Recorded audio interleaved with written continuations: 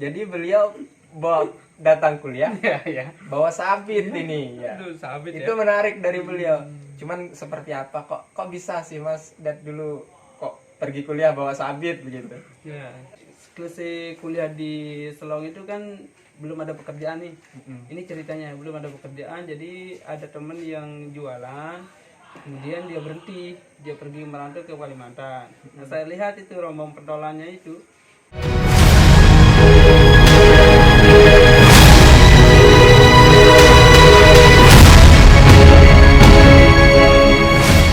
Assalamualaikum warahmatullahi wabarakatuh. Salam literasi. Bertemu lagi bersama kami dalam agenda bincang-bincang literasi. Kali ini kita sedang ngobrol santai. Ini kebetulan kami sedang silaturahmi sambil minum kopi. Nah, karena silaturahmi ternyata ketemu sama Mas Dedi. Ini beliau dulu saya ketemu waktu masih kuliah S1, jadi kami satu alma mater. Jadi sebelum kita lanjut ke bincang-bincang cerita dari beliau, alangkah baiknya beliau perkenalkan diri dulu sama pemirsa Balai Literasi. Silakan Mas Ded. Perkenalan diri ya. Perkenalkan diri dulu. Baik, bismillahirrahmanirrahim. Assalamualaikum warahmatullahi wabarakatuh. Saya Dedi Irawan dari Kesik, Kecamatan Mas Bagi, Kabupaten Lombok Timur. Alhamdulillah malam ini saya ketemu lagi ini sama teman saya dulu ya. Tahun 2017. 17. Ya, 17. 16 Ded. 16. Tapi Ya, kita lupa. pisah 17. 17. Ya, Lupa ingat ya. Karena Sudah lama tak jumpa ya. Lama. Oke, gimana? Apa kabar sekarang Mas Ded? Ya, alhamdulillah baik. Ada kesibukan? Kesibukan tetap setiap hari ya. Setiap hari sibuk. Kerja mulu ya. Secara tidak sadar kita dikerja. Secara kita tidak sadar kita dikerja sama pekerjaan. Cuman beliau ini, jadi saya ingin cerita dulu. Jadi beliau ini dulu waktu masih satu alma mater, waktu kuliah. Jadi beliau ini termasuk orang yang luar biasa. Jadi beliau tidak terlalu banyak bicara, tidak terlalu banyak suka main-main, suka ngobrol. Kadang kalau kita kumpul sama teman-teman kampus, beliau kadang tidak suka ikut begitu. Tapi ada satu yang menarik sama beliau ini. Kalau kita kuliah, jadi kalau kita datang kuliah, jadi kita kan bawa tas, ya minimal bawa buku. Apalagi era sekarang itu ya bawa HP, bawa laptop. Cuman beliau ada hal yang menarik. Jadi beliau datang kuliah bawa sabit ini ya. Sabit itu menarik dari beliau. Cuman seperti apa kok bisa sih Mas Dad dulu kok pergi kuliah bawa sabit begitu? Ya, entar. Dari mana tahu dulu itu? Teman kelasnya Mas Dad. Dia cerita ya? Iya, cerita tentang Mas Dad. Gimana ceritanya kok bawa sabit Mas Dad kuliah? Ya, kenangan itu kembali lagi ya. Aduh, ya jadi ceritanya gitu. Waktu itu kan jam kuliah itu padat. Ya. Kita masuk itu mulai jam 7.15 menit. Pulangnya itu jam 5. Nah, mau gimana? Karena jam seperti itu, jadwal kuliah seperti itu ya mau tidak mau kita harus bawa cabit karena kita punya pekerjaan di rumah. Karena kita kuliah full dari pagi sampai sore, tidak ada waktu pulang, ya kita bawa. Cuman itu. Bawa. Berarti pulang kuliah langsung pulang ke rumah atau sebatas jadi gaya biar ndak ada begal atau gimana itu Mas Dad? Iya. Jadi waktu itu kan saya bawa cabit itu kita keluar jam 7.15 menit, masuknya kita keluar jam 12. Istirahat. Nah, ketepatan jam 2 kita masuk lagi. Nah, jam 12 sampai jam 1 itu saya pergi nyabit dulu. Baru kembali ke kampus. Itu ceritanya. Berarti Mas Dad punya sapi di rumah? Iya, kalau sapi ya dari dulu kita melihara sapi ya. Wah, luar biasa. Tuh ayo generasi muda harusnya kuliah sambil belajar jadi peternak ya. Luar biasa itu motivasinya nih Mas Dad. Jadi walaupun sebagai peternak itu kita tidak gengsi untuk selalu kuliah. Gimana nih pesan-pesan sama mahasiswa yang sekarang Mas Ded? Yang kadang orang tuanya jadi petani atau enggak orang tuanya jadi peternak, mereka malu kadang Mas Ded. Nah, gimana Mas Ded? Nah, jadi pesan saya pada adik-adik yang masih duduk di bangku sekolah dasar, SMP, SMA, bahkan sampai perguruan tinggi, jangan pernah kita malu dengan apa yang kita kerjakan. Yang penting itu tetap jalannya yang baik. Ya, meskipun kita status kita sekolah, tetap kita kerjakan apa yang menjadi pekerjaan kita di rumah. Ya, cuman itu pesan saya, tetap apa yang kerjaannya di rumah itu tetap dikerjakan, bantu orang tuanya bekerja. Cuman ada yang menarik Mas Ded. Yang mana? Sekarang Mas Ded lanjut kuliah lagi begitu. Ya, Ceritanya beda lagi Mas Ded. Kalau dulu S1 Mas Ded ke kampus bawa sabit, sekarang pergi ke kampus lagi bawa cilok. Nah, gimana itu Mas Ded? Nah, ini dulu ceritanya dari teman juga. Siapa itu? Teman kampus dulu waktu kuliah ada itu. aja ya. Ya kan kita kenal sama Mas Ded Ada dulu waktu S1. Jadi saya pikir itu menarik dari Mas Ded begitu. Lebih menarik ya? Ya menarik, tentu diceritakan sebagai motivasi untuk adik-adik kita dan teman-teman yang sedang melanjutkan studi gitu. Mau tidak mau ya harus dijawab. Kalau ini pertanyaan ya harus dipertanggungjawabkan. Nah, jadi ceritanya emang saya masuk studi, melanjutkan studi sekarang. Alhamdulillah udah semester akhir. Udah semester akhir ya, sekarang. semester akhir. Wah, Udah di luar proses biasa. tesis, semoga selesai Juli ini ya. Amin. Nah, jadi prosesnya itu waktu saya masuk di Unram, melanjutkan bidang studi itu memang saya bawa cilok. Memang benar. Ya, bawa cilok dari Lombok Timur ke Unram. Wah. Itu selama 1 tahun sebelum pandemi ya. Wah, luar biasa. Nah, setelah pandemi hadir itu, jadinya nggak pernah jual cilok lagi ke Unram. Ya, rindu juga ya, meskipun. Tapi Mas Ded bawa cilok sambil kuliah, enggak terganggu kuliahnya Mas Ded? Alhamdulillah enggak. Persepsi orang lain kadang kalau kita kerja kuliah itu kadang menjadi hambatan katanya. Nah, ini cerita Mas Ded yang mengalami itu seperti apa gitu? Jadi kalau mengganggu atau seperti apa Mas Ded? Jadi kalau mengganggu itu tergantung kita sih, ya, tergantung kesadaran kita. Tidak mungkin pekerjaan itu dengan beda waktu itu akan mengganggu, karena waktunya beda-beda ya. Waktu kuliah, waktu belajar itu beda-beda, masa terganggu. Nah, jadi tergantung dari kita yang mengatur waktu. Ya, bagaimanapun bentuk pekerjaan itu tergantung kita yang mengatur waktu. Yang penting waktulah yang bermain. Ya, jangan sampai tabrakan. Mas Ded suka ini berarti ya, salah satu sosok yang memanajemen waktu dengan baik begitu ya. Atau gimana Mas Ded? Gimana ya? Ya mau tidak mau ya kita harus belajar seperti itu. Belajar. Karena enggak satu pekerjaan yang kita kerjakan, jadi kita harus pandai-pandai mengatur waktu. Tapi sekarang masih dagang cilok juga Mas Ded? Ya masih. Di sela-sela studinya? Masih. Oh masih. Masih. Termasuk luar biasa beliau ini. Kalau kita kadang kuliah ya minta di orang tua gitu ya. Tapi beliau ini kuliah plus cari uang jajan sendiri begitu. Belajar. Yang ajar pertama itu gimana ceritanya Mas Ded? Bisa bawa cilok, bawa sendiri, buat sendiri? Oh ya. Atau ada tempat mengambil dulu Mas Ded? Oh ya, waktu itu kan selesai kuliah di Selong itu kan belum ada pekerjaan nih. Ini ceritanya belum ada pekerjaan, jadi ada teman yang jualan, kemudian dia berhenti, dia pergi merantau ke Kalimantan. Nah, saya lihat itu rombong pentolannya itu, ya, gerobak pentolannya itu kok seolah-olah dia seperti dia memanggil saya lah. Oh iya. Nah gitu ya. Kebetulan tidak ada pekerjaan juga, lagi gelisah ya. Lebih baik saya jualan aja dah. Nah itu proses pertamanya. Akhirnya jualan. Nah setelah jualan itu sampai sekian tahun, akhirnya masuk studi lagi, lanjutkan studi ya. Dan mau tidak mau ya harus bawa untuk uang bensin. Itu prosesnya. Oh berarti dari dagang cilok ada pakai beli uang bensin begitu Mas Ded? Iya. Apa ada nggak cerita menarik sebagai seorang mahasiswa sekaligus sebagai seorang pedagang cilok? Oh ya, cerita yang menarik itu ya ketika ada tidak? Ada. Gimana tuh Mas? Ketika saya jualan di parkiran. Nah, gimana tuh? Jualan di parkiran. Nah, kebetulan waktu hari itu saya lupa harinya hari apa, tanggalnya juga saya lupa.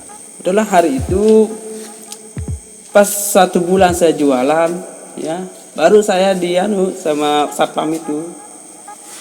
Satpam Ya kampus. dilarang lah, ya dilarang jualan lah. Nah saya keluar dari kelas jam 5 itu, saya ingat jam 5 ya. Saya ingat ya jam 5 saya keluar dari kelas rondo-rondo sama temen ini menuju rombong pentola ini. Nah, kebetulan di sana langsung satpamnya negur. Oh, negur. Ya negur. Ya, kenapa jualan di sini? Oh ya saya jualan. Nggak apa-apa, nggak kita marahi. Nah sebenarnya kita marahi. Iya. Tapi ditahu Mas Ded sebagai mahasiswa. Nah belum, waktu itu memang dia belum tahu. Oh, belum tahu. Saya belum tahu, jadi saya kasih tahu kan waktu itu. Oh saya mahasiswa juga di sini. Mahasiswa S1 ya? Udah saya magister. Oh iya. Terus kenapa jualan di sini? Aku kebetulan kan saya dari Lombok Timur nih. Ya cari-cari uang bensin lah sampai saya nuntut ilmu. Ya kalau memang kita dimarahi lah, saya mau minta izin lah ke rektornya. Yang penting kan saya masih jalan yang terbaik.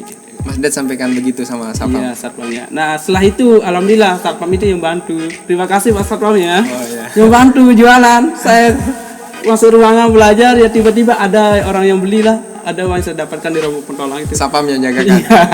Itu baiknya. Semoga tetap sehat Pak satpam ya, panjang umur, sehat selalu, semoga dapat rezeki yang banyak. Kalau teman-teman kuliah bagaimana Mas Ded? Ya kalau Tahu Mas Ded dagang cilok sambil kuliah? Kalau teman-teman kuliah ya pertama ya dia yang tahu kalau saya jualan. Dia yang beli yang pertama juga Teman-teman Iya. mahasiswa. Wah, luar biasa. Iya. Malah kalau nggak saya bawa itu dia gelisah karena Cari selesai cilok. belajar itu kan kita lapar nih, lapar ya.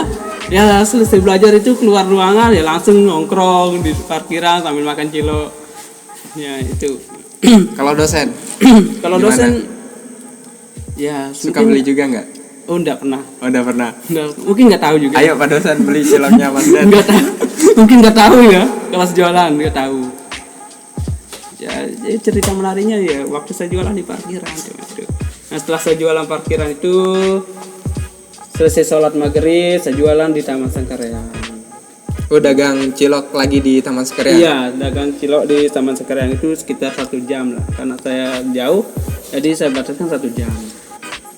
Itu ada maupun tidak ada rezeki yang penting konsisten di sana 1 jam. Nah, itu. Menarik nih Mas Ded. Iya. Kuliah sambil dagang. Kalau pertanyaan lebih intim lagi boleh kan Mas Ded? Iya. Kira-kira penghasilannya berapa per hari sih Mas Ded? Sebagai mahasiswa dan Gimana ya kalau masalah penghasilan ya seperti musik lah turun apa seperti nada musik lah turun naiknya nadanya itu. nah, turun ya. Itulah rezeki ya. Tapi tetap ada Mas Ded. Alhamdulillah tetap ada untuk harga bensin ya untuk bantu orang tua beli kebutuhan dapur ya. Tetap Termasuk ada. pakai biaya kuliah juga nggak Mas Ded? Ya udah bayar kuliah alhamdulillah bisa iya, membantu. luar biasa. Bisa Sekarang membantu. udah mau selesai studi. Alhamdulillah ya. Dulu S1 bawa sabit. Kuliah bawa sabit. Sekarang S2 kuliah bawa cilok. Ya, itu kan artinya kenapa saya seperti itu intinya gini. Kenapa saya seperti itu? Saya mau buatkan biografi tentang diri saya sendiri. Autobiografi ya, bukan biografi. Autobiografi kepribadian saya sendiri ya. Iya, iya. Nah, jadi kalau biografi itu tentang kehidupan orang lain ya. Tapi untuk autobiografi ini tujuan saya untuk saya ceritakan nanti ketika saya nikah, punya anak, ada yang jadi motivasi anak saya. Oh, udah mau nikah Mas Ded? Udah mau nikah? Ya rencana seperti itu. Oh, masih jomblo juga Mas Ded. Masih jomblo ya, tunggu ya. Luar biasa. Nah, Termasuk beliau ini adalah sosok pekerja keras untuk menuntaskan studi. Iya. Kalau boleh tahu Mas Ded, Iya. motivasinya Ada apa lagi sih ya? kuliah Mas Ded? Ya. Motivasinya apa sih? Oh, Tetap ingin kuliah begitu Mas Ded? Jadi motivasi saya itu gini. Bawa sabit, bawa cilok. Pasti ada motivasi tersendiri. Iya, motivasi. Sampai semangatnya untuk tuntaskan studinya itu Mas Ded. Setiap manusia itu pasti punya motivasi masing-masing. Perjalanan hidup masing-masing ada. Ya, kadang kita tidak sadari bahwa itu jadi motivasi peristiwa-peristiwa yang kita alami dalam kehidupan itu. Karena apa? Kesadaran kita itu kan hanya sebentar. Terlalu banyak kita di alam tak sadar ya. Seperti di Bermimpi indah. Ya, seperti Oh, di bukunya Sigmund Freud itu ya. Ya, kita terlalu banyak di alam tak sadar. Ya, Karena apa? Kenang-kenangan itu tetap tersimpan di alam bawah sadar. Ya. Jadi untuk motivasi saya itu ya peristiwa-peristiwa yang saya alami ya. Ya. Cuma peristiwa-peristiwa lah, jangan sampai kita keluarkan itu jadi motivasi saya sendiri. Apa sih peristiwanya? Tapi cita-citanya apa sih Mas Ded? Ya, Ke depan saking semangatnya rela jual cilok dan bawa sabit ke kampus ini, cita-citanya sebenarnya apa sih Mas Ded? sebenarnya Apa cita-cita sebatas kuliah atau ada yang ingin dikontribusikan untuk kampung halaman atau seperti apa Mas? Oh iya, iya. Jadi cita-cita saya itulah untuk pribadi saya ya. Saya mau jadi ini, saya mau jadi dosen. Oh, mau jadi dosen. Iya. Cita-cita saya mau jadi dosen. Bapak dosen kita masa depan. Amin ya Allah, semoga ya. Oh, mau jadi dosen. Mau jadi dosen. Siapa tahu kan Allah memberikan saya rezeki ya. Jadi dosen, saya mau jadi apa? Meraih cita-cita orang tua saya. Mungkin itu juga jadi motivasi orang tua saya sampai dia mau membiayai saya kuliah juga. Juga rencananya ya mau lanjut juga sebenarnya. Oh, mau lanjut. Sampai dokter. Ya rencana seperti itu. Amin, semoga. Berarti dokter mau dagang lagi Mas Ded atau gimana? Ya tergantung nanti dibilang jualan, mungkin tergantung situasi dan kondisinya.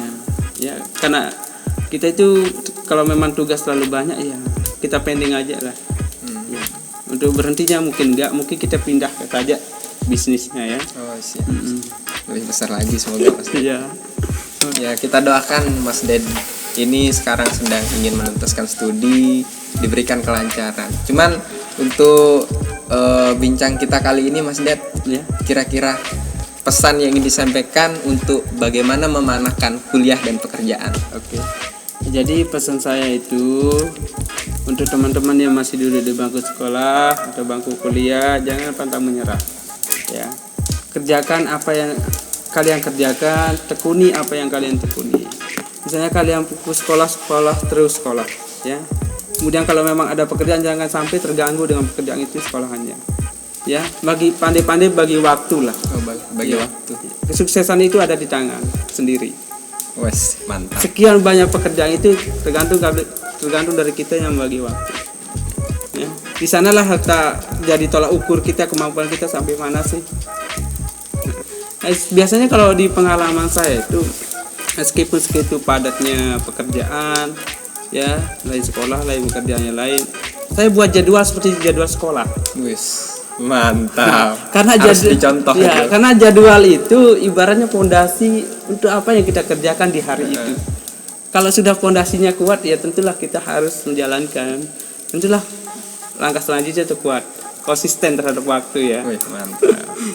Jadi memanfaatkan waktu lah. Cuman itu. Kunci dari Mas Ded itu adalah harus kita pandai mengatur waktu dengan baik Ya. sehingga pondasinya kuat, maka masa depan pun insya Allah juga akan kuat. Tapi sejatinya tidak ada pekerjaan yang rendah dan hina itu Mas Ded ya. Alhamdulillah ada. Tapi intinya kita semangat ya. Ya semangat. Apapun pekerjaan itu yang penting tetap kita tekuni. Istiqomah. Rezeki itu kan sudah diatur. Cuman itu proses yang berbeda ya. Proses kita sebagai manusia itu yang berbeda. Rezeki itu sudah diatur. Cuman itu. Oh iya. Jadi itu intinya proses ya. pesan dari Mas Ded ya. Pesan. Harus berproses, kerja keras, bangun pondasi yang kuat biar masa depan pun harus punya mental yang kuat Mas Ded ya. Ya, Dan juga satu. Apa Ya tuh, satu Mas ya. Ded?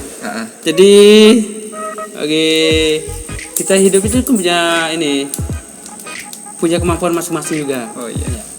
Jadi harus kita kenali jati diri kita itu sampai mana sih kemampuan. Basic kita itu di mana. Cuman itu sih. Oh bakat saya di sini kita tekunkan. Ya kita asah lagi kemampuan kita. Cuman itu jangan sampai pantang menyerah.